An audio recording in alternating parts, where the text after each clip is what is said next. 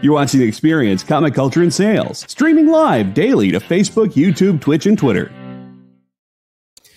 Hello, welcome into the show. I'm Christopher, aka the Bronze Age Nerd, and when I got back into comic book collecting a few years ago, I had a lot of information that I needed to learn.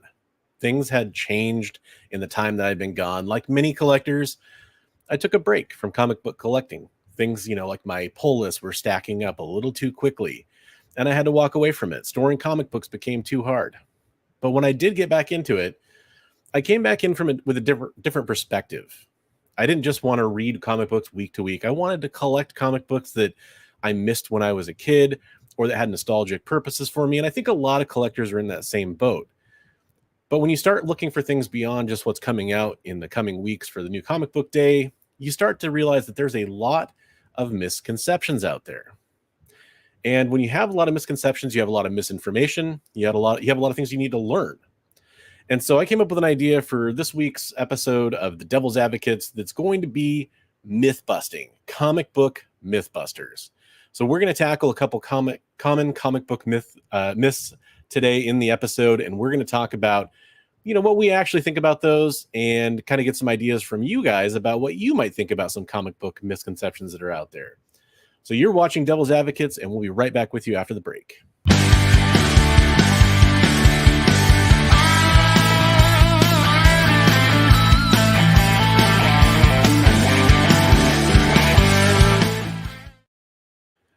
Hello again. Welcome back to the show. Like I said, I am Christopher, aka the Bronze Age Nerd, and that is my esteemed co-host, Kyle. Hey, Kyle. Esteemed? How's it going? Are you on some sort of drugs to call me esteemed? I have not been steamed.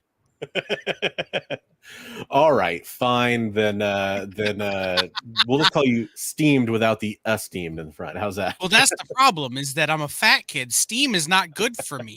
I sweat in places most people don't. Do you tell me about today? It actually rained where I'm at today, which is bizarre. It's been really hot. It's going to be really hot days after this, but it rained. And so the humidity is really high. Dude, worst feeling in the world. Just I feel like 100%. I'm in the South or something. Right. No, I don't like to be steamed. No. So Bronze is Adam. Kyle is Jamie. Still leaves. Where is Carrie? Well, Carrie is the ginger that lives within all of our hearts, and we will just carry on for her, as well as the entire B team from Mythbusters. Sorry, the beret didn't make it in time. Dan Wickline didn't want to get rid of his, so we don't have the beret. You can pretend that I just have the mustache if that helps, and you can pretend I'm wearing a beret. Then I think we're good to go. So we were talking about this show, and I don't know if my phone is listening to me or what, but my YouTube recommendations have been a lot of like Jamie's YouTube channel where he's like making and Adam's stuff that he's done since the show, and it's just wild. I don't know if they think you need to learn science again or what, but I've been getting a lot of that. YouTube is trying to turn you into an esteemed individual, and so it wants to teach you science. It makes perfect sense. Even though that show was very little science, it was just a lot of explosions. I think there was some science involved. There was more engineering involved. It's true. It was a STEM show, but they kind of went light on the S and a lot on the TEM. Yeah. But I still give him props, and I love following along, especially with what Adam's done since then. Oh, absolutely. Yeah, it's a great stuff. So did you see the video where Adam made a tinfoil ball and couldn't figure out how to cut it in half, so he had to send it to another YouTube channel that cuts things in half with a water saw? Is that like one of those polished tinfoil balls people are trying to do? Yeah, that's cool. Yeah, it was 3 hours of my life I'll never get back. Yeah, I really enjoy tested.com has been an Adam Savage project after that, and one of the guys from that is named Will Smith, no relation to the actor, and he's a great dude. I've watched him stream a whole bunch and talked to him a little bit. Those guys are great. We want to thank the Mythbusters for giving us this idea that we can kind of put the scope of the conversation through today. By the way, if you're looking for Adam Savage's face or YouTube, it's Adam Savage Tested. Yes, exactly. And I believe tested.com is the website. Yes. So we're going to cover, we have a couple pre-ready myths that we are going to bust. We are going to tackle these. And it sounds like people in chat are going to throw out some couple too, which might be, but we might pivot from our third one and talk about what chat's talking about. We want to cover what you guys want to hear too. But the first one that we're going to talk about on the docket today is newsstands. And what's the myth? That newsstands are rare. And we're going to put that to the test. We're going to talk about that one a little bit. Me too. I think the first debate is in what part of your memory do Amy Jo Johnson and Carrie Byron live? Because there's a type of bank that for a number of gentlemen, they will always live in. Yeah, very true. Very true. I think there's an FHM spread that's worth checking out if you haven't already. Let's just put it that way. I thought it was a Maxim. It might have been. I have the magazine at home. I just don't remember. Same difference in so many ways. It's true. So, newsstands are rare. Yeah. Is the first myth. Jay, can we get a little thing that says newsstands are rare? We probably should have talked about this before the show. Yeah, that's true. I did mention that we might be to bring up a couple of visual aids here. We have visual aids theoretically this time, everybody. So things are really taking off. Yeah. But yeah, so to set up this before we start looking at some charts, the basic concept here is it's been very in vogue in comic book collecting over the last few years to basically go after, instead of the direct edition of a comic book, to go after the newsstand edition of a comic book. And let's just talk about that a little bit to explain what that is. Because again, part of the idea here is to educate, and it is to tackle those misconceptions. You have to remember all comic books in the start were newsstands. Like that is actually not a new concept. It's really only something that needs to be differentiated with the arrival of direct in conjunction with newsstands. So what happened is, comic book shops were taking off, and publishers wanted to offer a different option for direct market sales to comic book shops. I know there's gonna be some corrections on this one. Go ahead. They were forced to offer an option. That's a good point. So yeah. I think maybe this is one of those where maybe it's I will set it up a little bit differently than Bronze, but just know that the newsstand had a different set of terms with the distributors and the publishers than the direct market. Right. And in the interest of separating those, that's why the newsstand edition and the direct market edition were both created. Yeah. It was an easy way for distributors to make the terms make sense. And when I say terms, I mean the rules that the sellers, the secondary market, so the direct market, the newsstands had to follow with the distributors. And at the same time, the percentages of discount, returnability, things like this that were happening back then that were available to one but not the other. Right. 100%. And returnability is a huge factor in that too. I think it's probably, to me, one of the biggest ones at least. So we're going to pull up a real quick site here. Fantastic blog over on Go Collect that I believe is loaded. I just have the two charts. Oh, you have the chart. Even better. So just to before I bring up the charts, I will just say that this is from an article by Douglas Olant over on Go Collect. So credit where credit due. We did reference that the charts on here. It's similar information I've seen on other sites, but I think seeing a visual is really, really worthwhile. So let's pull up real quick. The question that Preston is asking: newsstand edition could be returned if they didn't sell well. The direct market couldn't, right? So the deal with newsstands is that newsstands sold more than just comic books. Newsstand also sold People magazine. They also sold novels. They sold a great number of things in the traditional newsstand. And so what the newsstand would do is strip the comics and the covers could be returned and they would get credit for the returns, which is a lot of what happens now in the comic book world when you see returnability from a publisher, is that it's still cover stripped. So it's not something you can sell at full value or really sell at all, depending on your customer, once the cover is stripped. And so that's the big difference, right? Is that one was returnable and one wasn't. The other one was that newsstands got a better discount in terms of they paid less for comics than the direct market did, not because of anything other than some existing contractual stuff that needed to be sorted.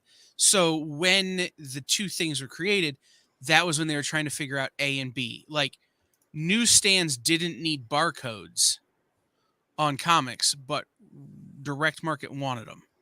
Or at the same time, newsstands did want barcodes on comics and the direct market didn't. Like, these are things that went back and forth several times. And Preston, I know a lot of people who did. Oh, yeah. Who bought coverless. I sold a ton of coverless comics when I had my store for people who wanted them for like art projects and junk. So you could still sell them, but you couldn't sell them for full price. You couldn't sell them as complete. There were a number of things you couldn't do.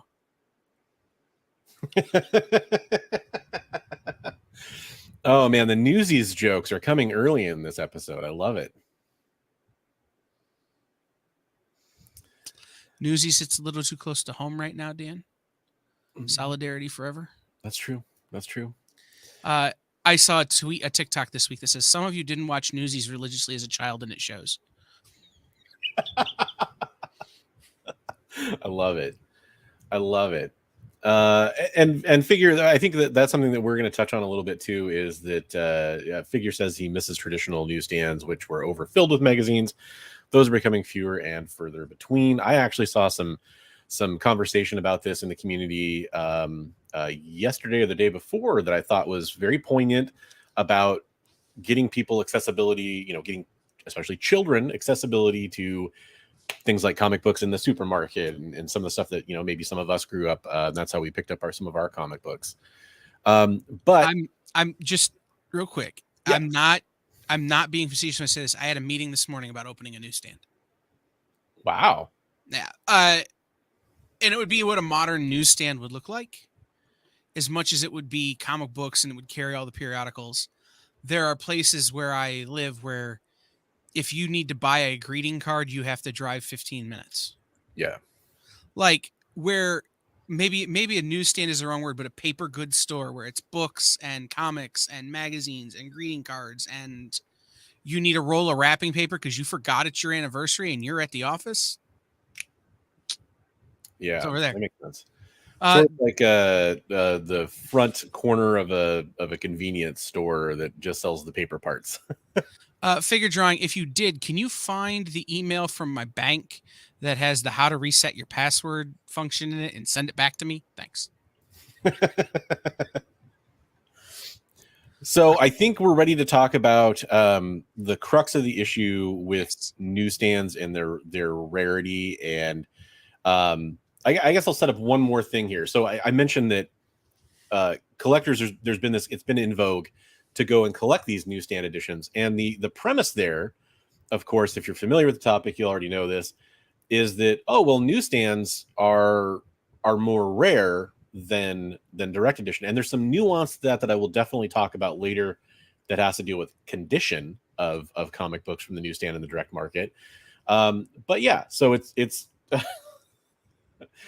okay, Figure drawing. You didn't even have to read my emails to know that. So you're cheating at this point. But yeah, so we'll bring up the first graphic here that kind of shows some of the estimates for newsstand versus direct. Oop. And might need to get rid of the banner as well for a moment to truly appreciate the X to the Y on this chart here. So yeah, this is estimated newsstand versus direct sales percentages.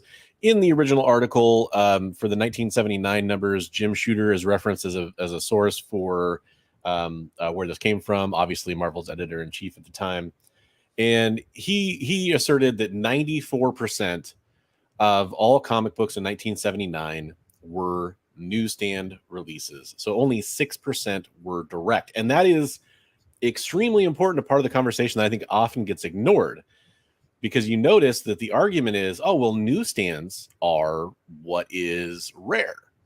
Well, let's, we'll get into that a little bit later, but let's keep that one in our back pocket, that it's not necessarily always newsstands that were more rare than direct. It did go the other way around for a while.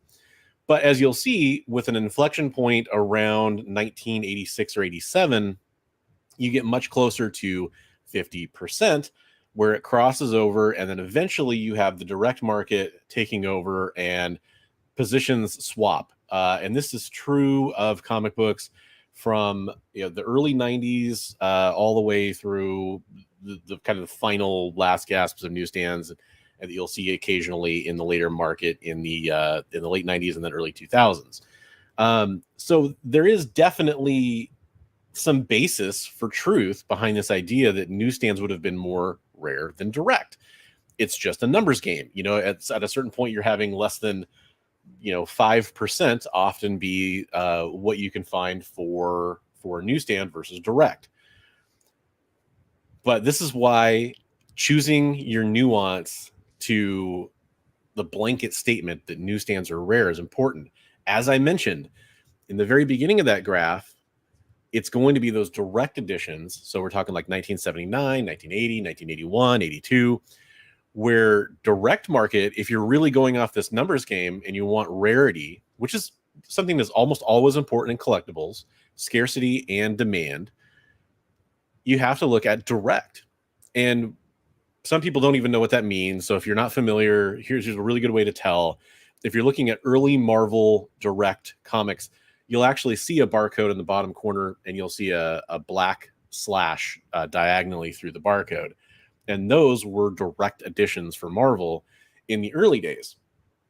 And I'll tell you, I personally love to collect those. Those early direct are really something that I look for, because I think there is kind of a novelty of having something that's a little bit more rare or different, right, than what most people are going to have. And then you get to the mid 80s, though, and you have to start to remember that, the comic book print runs were in the hundreds of thousands for most issues, if not higher. And so you're going to have many examples from both ends of the spectrum. So to say that one is more rare than the other, it really depends on the year. Well, there's an interesting thing that's not in that graph that would be hugely informative in that graph, which is print run. Yeah. So the earlier in that graph, basically the graph has a piece of data missing that goes like this, where it started off with less print. We reached that high point in the late 80s, early 90s, and then it's tapered back off. Right? So whenever comic books go through some sort of change, you see this kind of thing where, well, that thing is rare now. The argument that I would make, if you're saying newsstands are rare, so are long-running, ongoing series. Yeah. Because if you go to the comic book shop right now, everything's a miniseries. Right? So issues over, 7 are long-running series now. Not because the characters are out of print, but because publishers are ending series and starting over because customers buy more number ones. So number 7s are rarer than newsstands. And lower print run. Right. So the problem you have is this idea that rarity and scarcity are the same thing. Newsstands are not rare. Newsstands are scarce. And that is because the number of books that were made when the newsstand was a thing was a lower number than the number of copies of print books that were printed when the newsstand wasn't a thing. Yeah. And so when we talk about rarity versus scarcity, that's something that's going to come up in every one of my notes for every one of our topics that we pre-planned. Right? When we talk about newsstands, they're not rare. They're just scarce because they've been destroyed over the years. They've been lost. They've been bought up. It's not that they're rare. It's not that they should even be worth any more than a direct market edition. It's that they just come from a certain time where when they weren't rare, they weren't making a ton. And then when they were rare, they weren't making a ton. So you've got this sort of, the only place you can really look and see are they rare or not is 1985, 1986, 1987, when there were roughly as many newsstands as there were comic shops. And at that point, you see the loss leader on this idea that newsstands are rare, in that no, the number of newsstands edition printed was directly related to the number of newsstands that existed and the number of books they were printing at the time. So in the 70s, when they were only printing 5,000 or 6,000 copies of a book, right? Or we'll call it 10,000 to make the math easy. Well, if there are, 3,000 newsstands, then that's what you're going to have the most of. And that's what was happening. 4% or so were direct market. I've seen newsstand editions or direct market editions where you can literally tell that the slash was put through the box with a grease pen. Because they had to come up with something and they had to do it in a hurry. Yeah. So it's not that they're rare. It's just that they're a snapshot. It's the same reason 57 Studebakers are rare. They weren't rare when they were coming out, but they're rare now. And so it's this idea of understanding the bell curve that happens in comics around the mid-90s when the distribution model changed from multiple distributors selling periodic materials to one comic distributor. The store model changed because the newsstand started going away because people could buy things other places. They didn't need to go to the newsstand. And the direct market became a thing because people wanted a place that was just their comic, where they could just go and talk comic books. And so the rarity comes from, you're looking at a thing that happened directly as a result of transition. The thing I most equate newsstands to, and we could talk about the rarity of these, are 35-cent variants, which are actually rare. They weren't printed in anywhere near the number that regular issues were printed, or what would have been 30-cent variant or 30-cent covers at the time. Because they were only made for certain test markets, right? Right. They were made for about 4 different test markets. And so in my time as a comic book collector, I've owned hundreds and hundreds of 35-cent variants because where I live was a test market. So they're just here. They're not rare at all here because every collector who's been around since the 70s has them. You just got to buy them from them now. It's like finding Canadian price variants in Canada. Right. Well, that's exactly it. So it's this idea that, rarity and scarcity are two different things. And I think that's a big thing with the newsstand. I also want to call something else out. And we're going to talk about this is going to be something that comes up a couple of times today, I'm sure. Newsstand editions and direct market editions are the same book. So the only reason the newsstand edition has any relevance in today's market, in today's conversation, is that at some point, someone who was trying to sell comics decided to make a point to say, well, this is a newsstand edition. Because now they can sell you on the idea of scarcity or rarity and get you to make a purchase. That's a thing that was invented by a person to give a false sense of value. And I think that's important to remember, right? When you look at Go Collect, when you look at Comics Price Guide, when you look at, Overstreets, there are very few where the newsstand edition is worth significantly, measurably more than the direct market edition.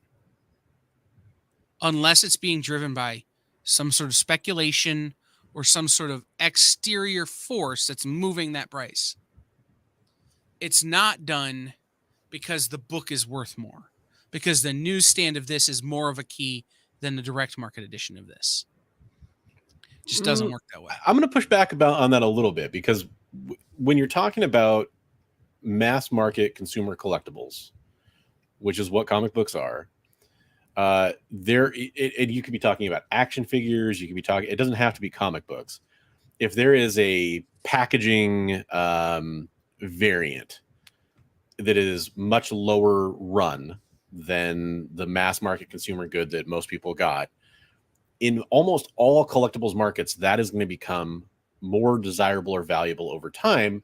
Because if you have, some of these comic books where there were 8 million printed, right? If you can find one variation where that only occurred in a couple 100,000 or whatever examples, then that does create a demand amongst some people once it's pointed out to them. Whether or not the guts of that comic book or the action figure inside the package or whatever it might be is actually different, we see that time and time again. And comic books have a bunch of different versions of that. Things like Mark Jeweler variants, the 35-cent price variants, the Whitman reprints in some cases, which are worth more because they are considered to be more rare. Right. So the thing about, and this is what I'm getting, this is where I'm heading with all of that, right? The idea that newsstand versus direct market is the breakdown, is where the mistake is made. Yeah. Mark Jeweler's variants were actually harder to get because you had to be at a PX in the military to get them. Right. Right. Whitman variants were actually harder to get because they weren't just out there everywhere at every newsstand or at every direct market store. Yeah. They were specialized variants. It's the same with when Robert Kirkman recently was doing Oblivion Song, and they had the little minor cover change variants, right? Like, those are actually harder to get because they are produced at a lot smaller number, but they're not everywhere. Whereas the direct market versus the newsstand was everywhere. Right. Yeah. There's no barrier to getting those initially. So it's this idea of coming up with a thing that's different just so we can drive a valuation, not because the book is actually different in any way. Mark Jeweler's variants are different. Whitman variants are different because they're different covers. Yeah. Whitman has a different logo. Mark Jeweler's have different inserts. They're different books. That's true. Yeah, they are. But the other pages of the book, it's the same comic book. You would have read the same story. That's why I'm trying to bring that into the conversation too, because it does add some of the nuance. Right. Story-wise, they're identical. But again, it's the difference of, there's actual difference in the book. Right. So. Right. And I mean, while I'm at it, I feel compelled to mention this because this is another one I see get brought up. I mentioned Canadian price variants. There's also really commonly pence variants out there. There's a misunderstanding amongst collectors. This is kind of a freebie mythbuster that those were printed and are international comics, that they were printed in their countries of origin, but they actually were printed alongside their U.S. Cousins and sent over to those countries. So if you find a pence variant, I love collecting pence variants for X-Men books, for example. They are actually U.S. printed comic books. They're not an international edition. So well, and a lot of times those books were just in. Yeah. When you'd get your shipment, here's a pence cover. Right. Because they were one short on your order or something. Yeah, exactly. Like it's not a they're more rare, but not for the reason you think. So all right, should we move on to something else, or do you want to look at our last graphic for this topic? Well, I was going to ask you, or do we need to take our break? Screw it. Okay. So producer says screw it, so we can move forward. We'll take a break when we go in between topics. Okay. So if we're done with this, then we'll take our break and move on to our next topic. I think we should address some of the comments in chat that have been coming through real fast that can be looped back to this. And Preston has a fantastic comment. This is what I wanted to get to when it comes to the conversation around survivability of newsstands. So, but weren't comics on a wire rack more apt to be worn or damaged compared to a direct market version? here's where it gets interesting. And I, I was not in a newsstand back around this time. I know there's probably some people in chat that have better knowledge about this than me, but as I understand it, a lot of newsstand comic books actually came bailed.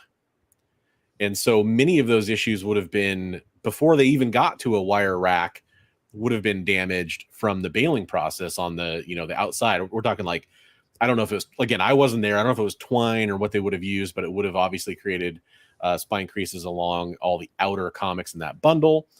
And so there's a lot of comic books you could probably say that were damaged even from the jump. Yep. Even getting there. They weren't shipped in boxes or anything. Some comics are still shipped bundled. Yeah, that's your free comic book day. But when you get them directly from the printer. Yeah. They're usually bundled, wrapped, like Nick says, wrapped in 50s. They still come that way. Now the way they bundle them, though, now is shrink wrap, as opposed to a piece of twine or some sort of binder that would do that. So when I've gotten them from printers in the past, it's come in a plastic sort of, shrink wrap thing that goes over 50. So you just pull it out and go 50, 100, 250. Right. And it still damages books. That's one of the big myths that I want to bust when we do another one of these shows, is the number of books that come damaged directly from the printer. Okay. So it's something to talk about. Okay. No, that's a good one. The myth of the Gem Mint 10. Right. So yeah, there is, I bought comic books from a supermarket spinner for the first year or so that I collected comic books. That's how I read comic books when I went and picked them out myself. And I can tell you for sure that, people were bending over to see what's behind that slot, right? And so that is definitely a thing. It's a factor. Now, it's not exclusive, though. Exactly. That's what I was just going to say, because it's not like that. I've been to comic book shops today that have, a pile of comics on like a tiered shelf or something like that. And you see people bend over comic books to look at what's behind it. And it breaks my heart, but it still happens. Direct market resellers have spinner racks. Exactly. Like, it's the way a book is racked is not necessarily specific to the type of store it is. In my store, I had one spinner rack that was for manga. And it was a manga brand. It was a Viz Media branded spinner rack that they provided to me. And it was great. And I loved it. And it looked killer in my store. But I know the store that I go to now has spinner racks all over the place. Yeah. And when you buy books from it, that's just part of what you're accepting when you buy that book. A lot of times they put their less than crispy editions in there anyway. Right. So it's, it's a thing that you have to deal with. But that in and of itself is not specifically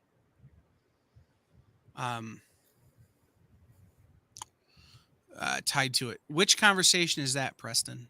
I think he's talking about the damages.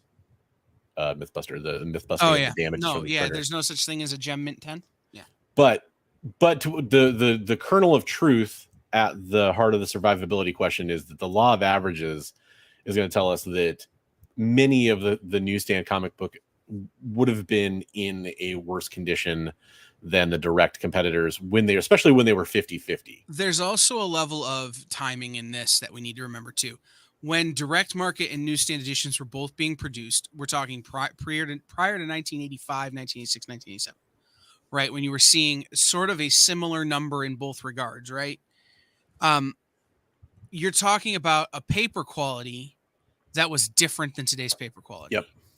You're talking about pulp paper and real thin covers. Now, I'm not here to call Marvel out, but Marvel's gotten awful close to that crap recently. Yeah. But since then, since the collectability of comics has become such an industry, the conversations about paperweight and quality of paper and the way you print things is changing. And so these companies are producing a much more sturdy quality product. When these books were coming out, when we're talking about prior to, prior to the mid 80s, you would get, if you got a subscription, you'd get a book with a subscription fold. Mm-hmm. Comics were not made to be collected. Yeah. People rolled them up, put them in their back pockets, and traded them with their friends. read them just like their newspapers. names on the front, and they weren't meant to be collected. So our question is, are newsstands rare, or newsstand editions are rare? The answer to that is that they are, but they weren't meant to be. Yeah. Except that they were meant to be. They weren't meant to be saved. So the fact that people have saved them is what makes them rare, and what lets us have this conversation. If everybody had bought comics the way Nick did when he first started buying comics, we would never be having this conversation, because the newsstand variants would have all been stripped covers and everybody would be buying books that start on page 1 like Nick did. And I know, because it's still one of my favorite stories he tells. So it's it's one of those kind of interesting, kind of situations. The poetic yin to the yang, much like figure drawings avatar here. And today, comics aren't meant to be read. Now, I would challenge that, but I definitely I can appreciate the irony in that statement for sure. So yeah, I think that kind of is the core of it.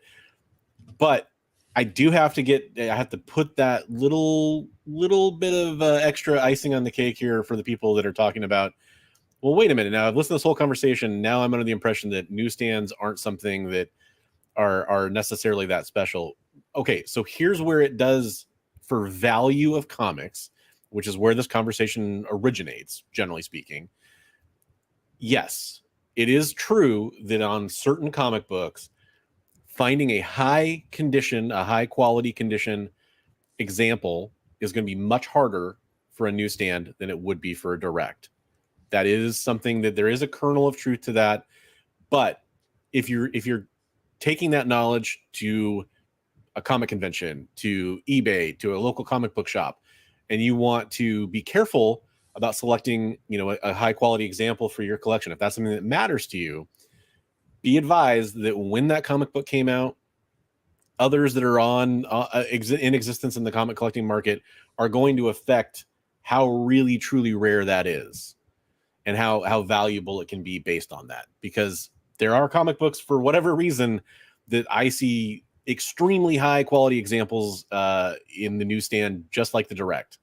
And there are comics where I don't find any newsstands that are in good shape. Like a G.I. Joe is a really good example of this. G.I. Joe newsstand comics, the Marvel, A Real American Hero run, newsstands for that were read by kids, soldiers, probably a lot of people that didn't care about the condition of their comic books. Finding those in high condition on the newsstand can be really tough, especially G.I. Joe 21 for some reason. I found that's a really tough one. So there is some truth to that, but in general, you have to kind of consider everything all weighed equally when you're looking at the condition of a comic book in newsstand versus direct. Yeah, I mean, so the thing that I put in my note that I just want to reiterate is that the only way you can answer a question like newsstands being rare or talk about that is with this full understanding of the history of the form. Yeah.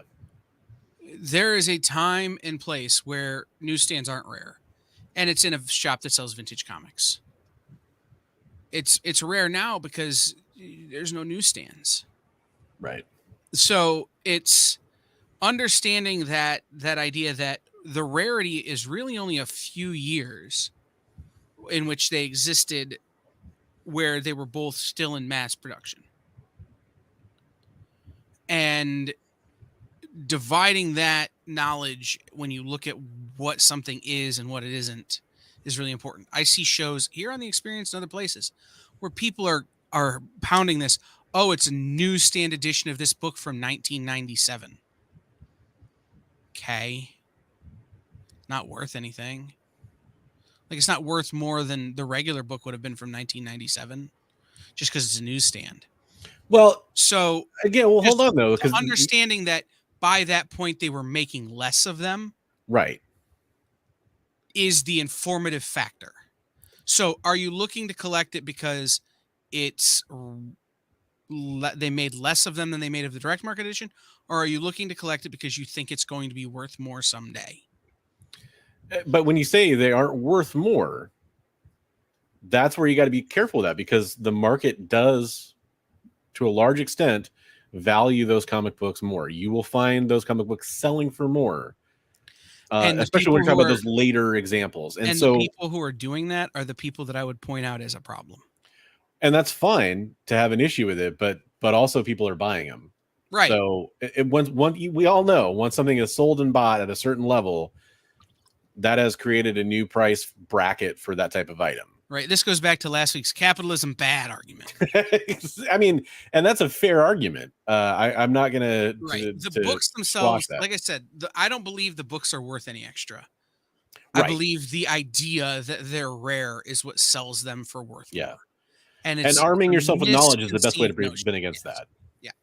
Yeah. Agreed. All right. So let's wrap this concept because we've been on this for 40 minutes. Yep. Let's take our first commercial break and we'll come back and we'll hit. We're going to take the gloves off. We'll be right back.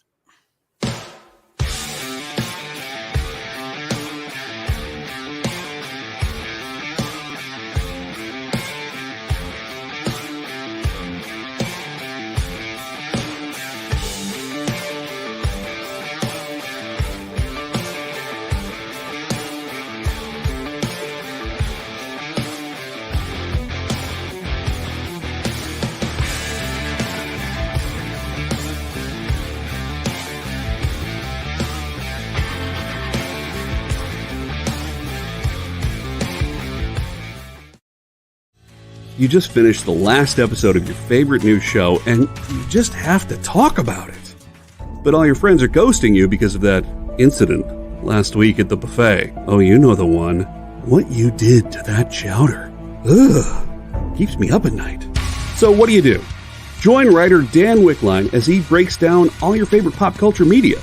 Whether it's a review of the latest nerdy TV show or a dive back into the history of your favorite comic characters, Dan's ready to discuss all the hottest topics live. Join the conversation as Dan live streams Tuesday through Thursday at 5 Eastern, 2 Pacific on Twitch, Twitter, YouTube, and Facebook. The Dan Wickline Show, on The Experience, Comic Culture and Sales.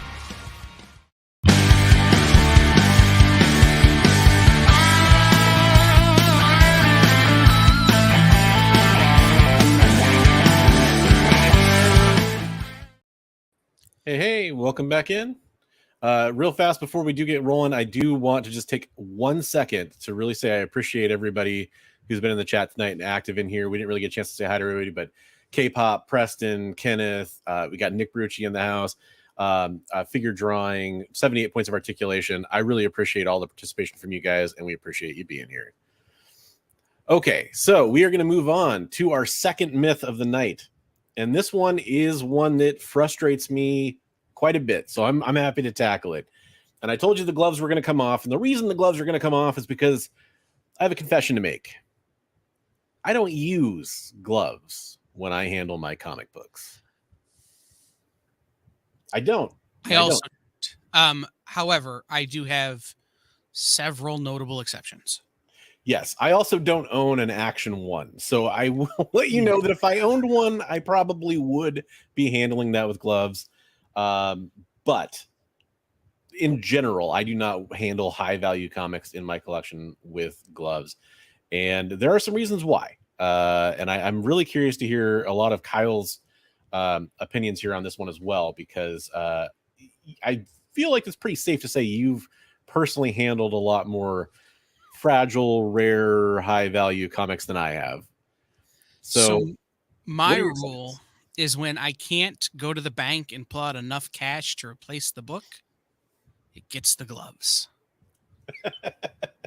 Love it. That's a good rule. That's a good rule. And the analogy I've always made to people who are, you got to wear gloves to handle your comics is, well, do you park your car inside just because it might rain? Or do you not eat because your oven could catch your house on fire? Or like, do you not watch something because it might suck?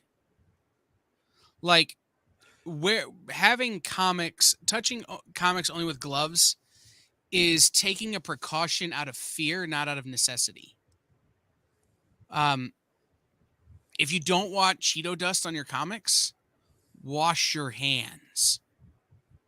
Today's modern paper is not going to deteriorate because of the little bit of oil that comes off of your fingers when you touch it. Just not.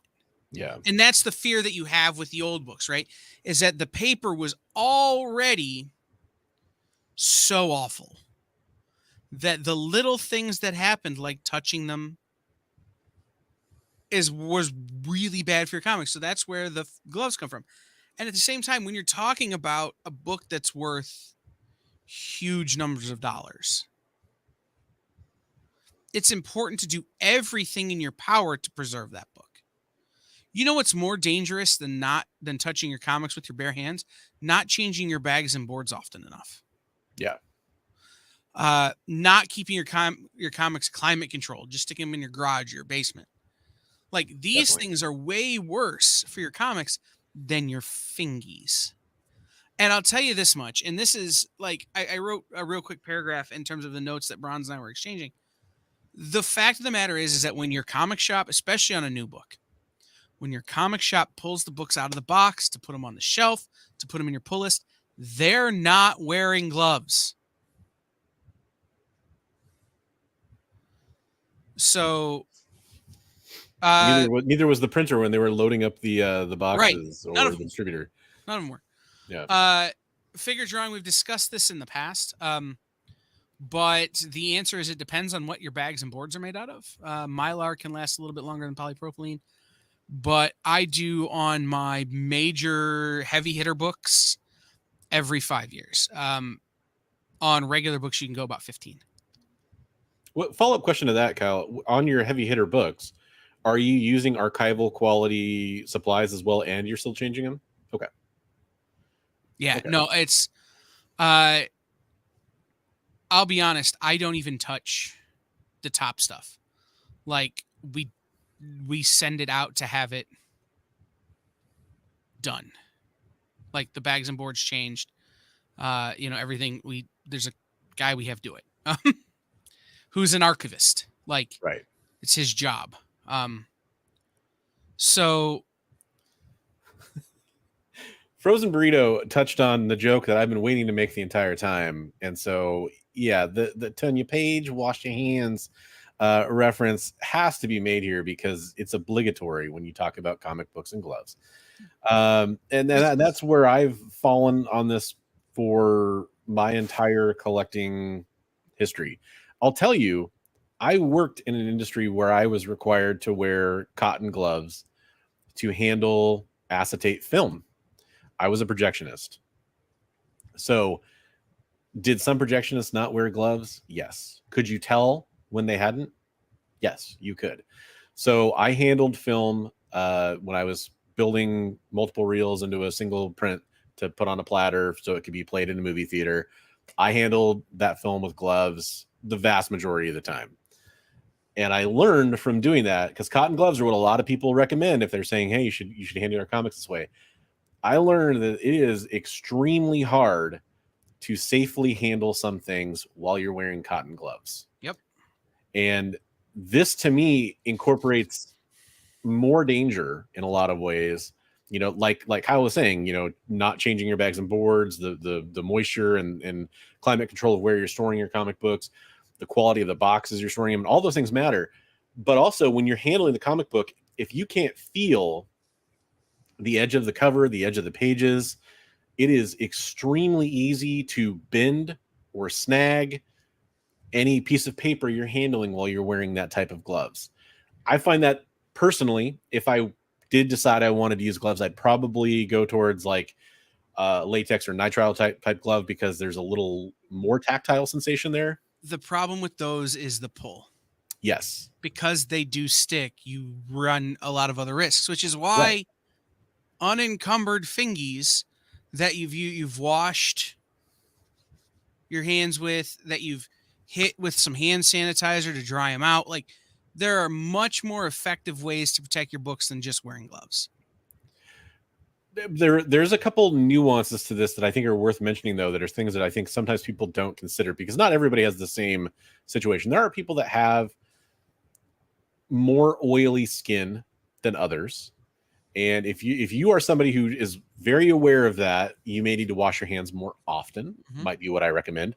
I also don't know if this is backed up by science, but this is what I found to be true by my lifetime. I found that my hands are less oily the older I've gotten. Yep. Compared to when I was like, say, 20 to now, and now that I'm 30. Oh wait, no, I'm 40. So now that I'm 40, my hands are a little bit more, less oily, I should say. But yeah, I wash my hands, and that it's funny. We went through something recently where I think people may have learned to wash their hands a little bit better, but a lot of people don't wash their hands very well, and they might then read a comic book, or they don't dry their hands very well, and they'll read a comic book and they, well, I damaged my comic book. Yeah, but did you actually wash your hands well enough to actually get all the oil off by doing it for 20, 40 seconds at least? And did you dry your hands off well enough that your hands were not wet? Like Kyle was saying, use some hand sanitizer, helps dry out your hands a little bit more, obviously kills more germs and bacteria, but really the oils are the things we're the most worried about when you're handling comic books. And yeah, you get right back to that paper quality question, where when you're talking about pulp newsprint style paper, it's going to be a lot different than when you're handling it with, the modern glossy, like 80-pound paper or whatever they're using these days, the matte paper, with the modern ink on it. It's going to be a little bit different. One thing, though, that I will point out, and this is worth mentioning in the same conversation, is there's foil covers out there, and there's chromium covers out there. And that is where it can get different. There are a number of asterisks to this answer, right? So my answer is that I don't wear gloves. I will use, to answer Frozen Burritos question, I use Dove hand soap by the bar, not squirty. I use a bar of Dove hand soap when I'm doing comics. I use Dawn. Yeah, Dawn is also good. I use Dove because I can buy it in bulk at Costco, and I also use it when I get new tattoos. So it's like something I always have around, and it works.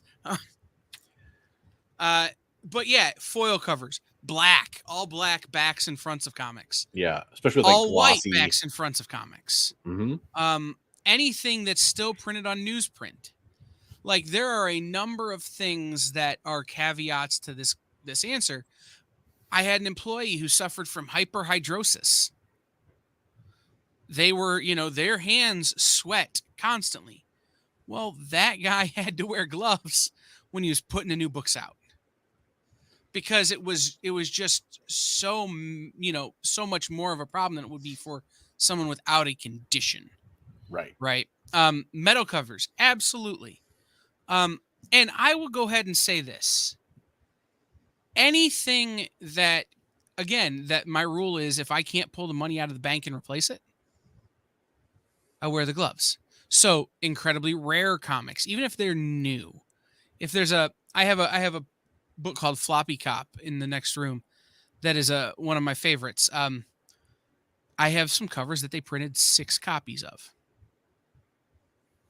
If I destroy my copy somehow, I can't get another one. They don't exist. So it's one of those kind of deals. Like, when I touch that book, I use my gloves. So it really depends on the book and the situation is the real answer. But there are people out there who advocate wearing gloves all the time. Preston, you're right, by the way. So the real trick for me, I'm kind of a clean freak, not like to a crazy level, but I wash my hands many times throughout the day with hand soap, regular, like soft soap or regular, that kind of hand soap, right? Dove hand soap, a lot of different things. And so I keep my hands very clean. I'm talking about specifically when my hands are already clean, like I haven't gone from eating barbecue or something like that straight to the dawn. I'm talking about when my hands are clean and I do that extra step to get the oil off your hand, which Dawn is good for, to get the grease and oil off your hands. And then, yeah, actually specifically to dry out my hands. Like, that is part of the point of what I'm trying to do. I'm trying to keep my hands dry. Maybe it's not the best method, but that's what I do. Still not too worried about handling my comic books that way, because I feel like my hands are very clean that way. Well, to speak to this, Preston, that's why I don't use it, because I've actually bled on comic books from when, especially I'm doing big collections and I'm washing my hands a lot. Yeah. The chapping, the cracking, the hangnails, that kind of stuff. Like, that's, so I don't want it to be perfectly, like, super dry, but I need it to cut most of it. So that's why I kind of have my little system. Well, and I always put like whenever I'm done with stuff like that, I put like moisturizing cream, hand repair cream on my hands. But you just brought up a really good point, by the way. So there's also, I think, people that don't think that this is enough and they think they have to go to that extra level, which, by the way, if that's how you want to handle your comic books, then fine. Right. We're not here to yuck anybody's yum on this. Exactly. But the people that are like, oh, well, washing my hands isn't enough. I was handling, like 100 comics, and by the end of it, my hands were dirty.